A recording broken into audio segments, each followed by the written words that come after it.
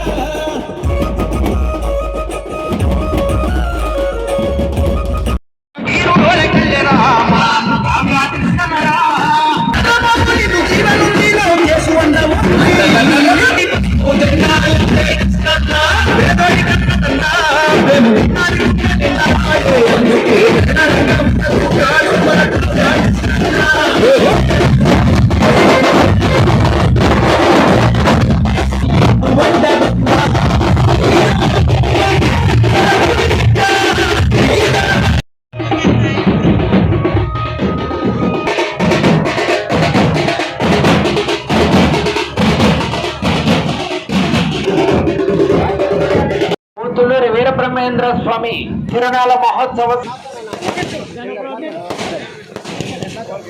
కోట గ్రామంలో నిర్వహించిన బండలాగుడు పోటీల సభ్యులు శ్రీ దత్తుమాటి వెంకటకృష్ణారెడ్డి గారి అమృత హస్తాలతో పూజా కార్యక్రమంలో పాల్గొని ప్రారంభించవలసిందిగా రుద్రకోట గ్రామ ప్రజల ఆహ్వానం మేరకు వారి ఆహ్వానాన్ని మన్నించి కార్యక్రమానికి వచ్చేయడం జరిగింది.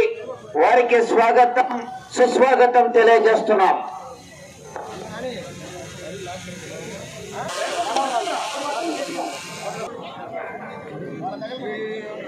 కాబట్టి ఈ జతను పోటీలు బండలాగుడు పోటీలు నిర్వహించినా కూడా సమవంతు సాయంగా ఆర్థిక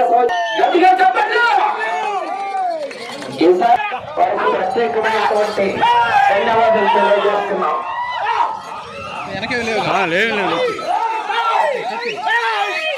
అశోక్ గారు రుద్రకోట వారి జత అయ్యా కోటకి జనాలు ఎక్కువ వచ్చినారన్నా.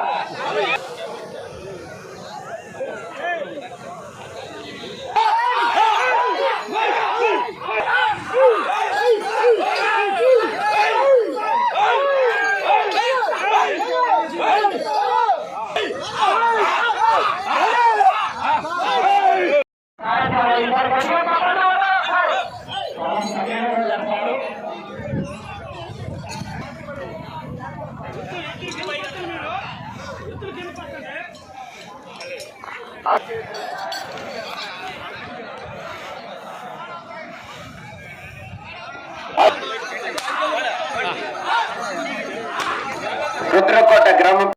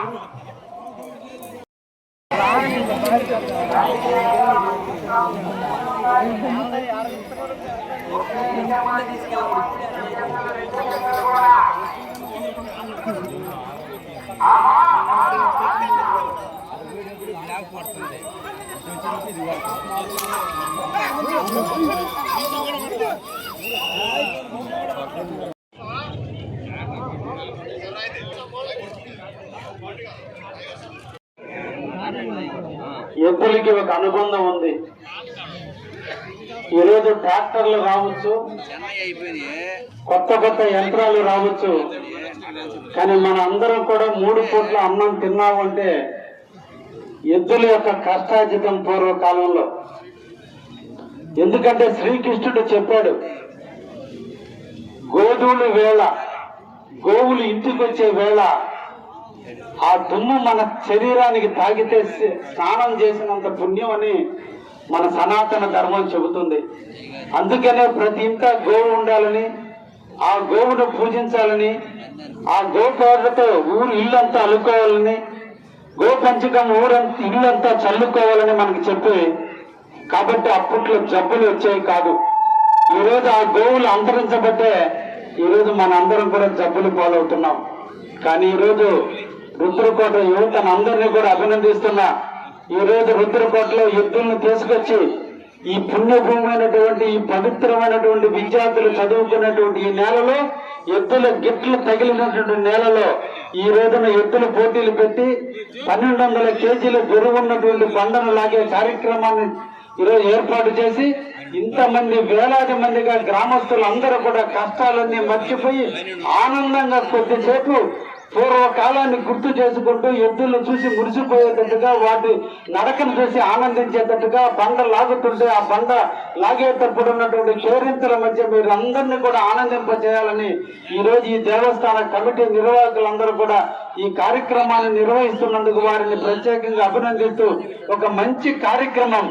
ఎద్దులు, నేను కూడా ఒక వ్యవసాయ కుటుంబకునే వ్యవసాయం చేశాను కాబట్టి నాకు కూడా ఎద్దులు చూడంగానే పులకించింది కాబట్టి వాటితో కొద్దిసేపు నేను కూడా జర్నీ చేయగలిగాను. నేను కూడా వ్యవసాయదారుడు కాబట్టి ఎద్దులకి నాకు అనుబంధం ఉన్న దృష్ట్యా అటువంటి కార్యక్రమంలో పాల్గొనే అవకాశం కల్పించినటువంటి రుద్రకోట గ్రామ ప్రజానికానికి అందరికీ కూడా ధన్యవాదాలు తెలియజేస్తున్నా.